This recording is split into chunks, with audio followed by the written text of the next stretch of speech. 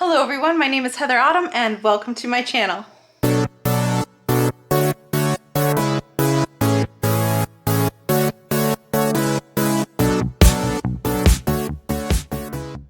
Okay, so this recipe is for some cranberry brie bites. It's super simple to make. There's only 4 ingredients, and it's one of those things that you can make really quickly, throw in the oven, and get going on other things before a party, and they're gonna come out so beautifully. So even though this is a simple recipe, as always, if you're one of those types of people who enjoys having it all written out step by step, I'm gonna create a post in my blog and I'm gonna link that in the description below. So be sure to check that out along with my social medias. I always have behind the scenes stuff that I enjoy posting and just updates about my life. So it's a little bit more personal, but it's still a lot of fun. So without further ado, let's get started. All right, so the first thing you wanna do is preheat your oven to 375 degrees Fahrenheit. I'm not sure what that is in Celsius, but that's what we got Google for.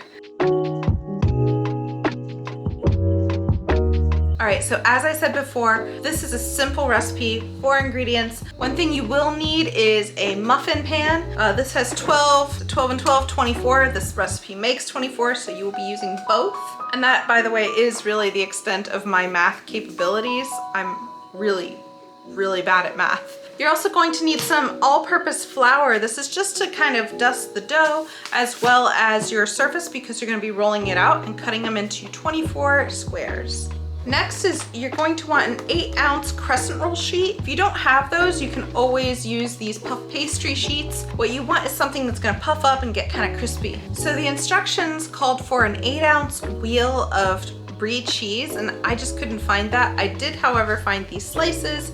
This one is a mild brie. Hopefully you can see it. So I just got this. I also got another slice just in case I need it, because we are making quite a bit. Next up is some fresh rosemary, which you see here. There we go. And last but not least, you're going to want some whole berry cranberry sauce, which you can see here. You want to get the one that has actual berries in it because those are going to withstand the heat of the oven.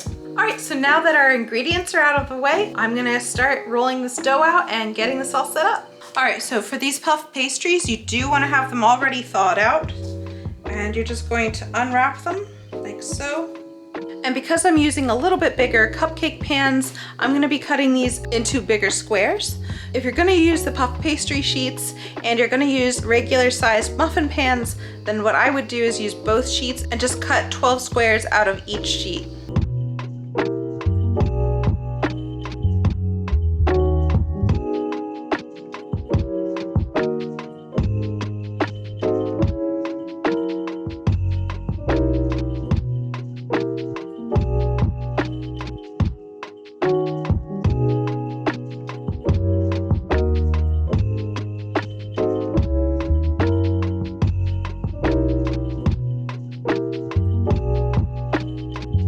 So now that all of our dough has been placed, we're going to take our brie. I decided to get 2 of these just because I know that I have bigger cupcake pans. And so what I'm gonna do with each of these is to cut them into 12 slices each. So some people don't like the rind of the brie. Feel free to cut that off. You don't have to. I think with all the other flavors going on, you probably won't be tasting it, but if that just really makes you uncomfortable, feel free to take it off.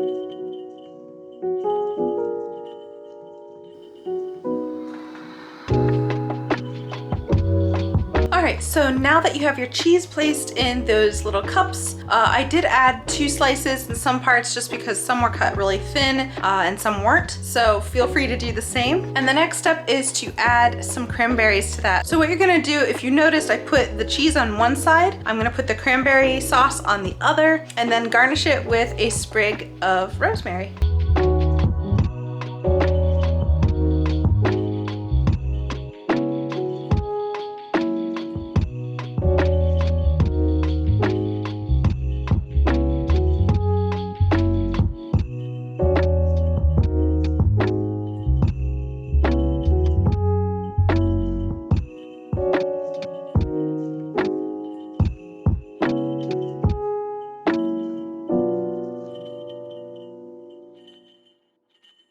right, so now that our brie and cranberry cups are all set up with our sprigs of rosemary, we're gonna pop them in the oven and we're gonna let them bake for around 15 minutes.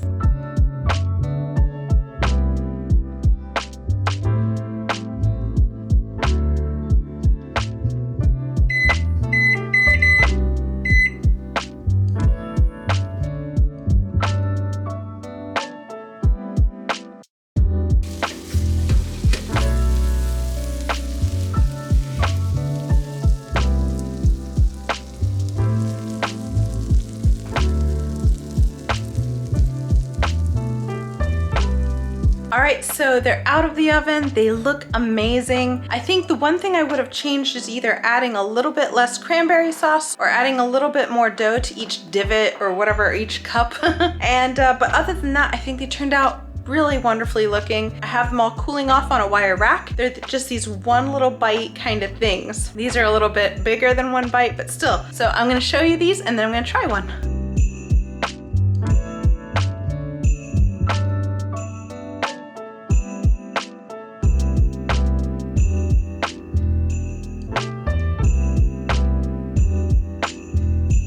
All right, I have a bite.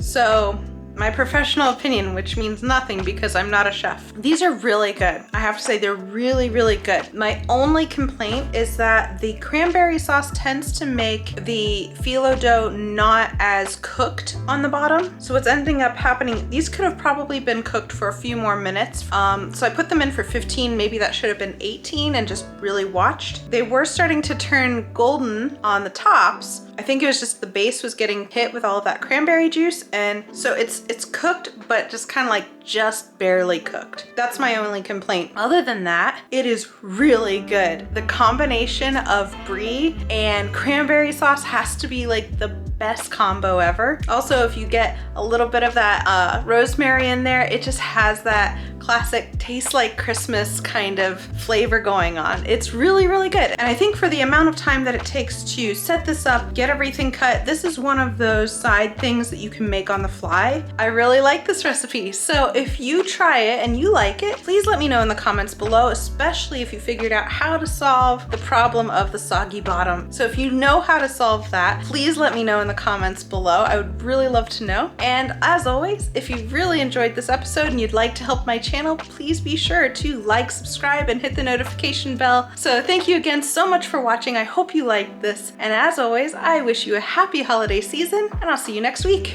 Bye.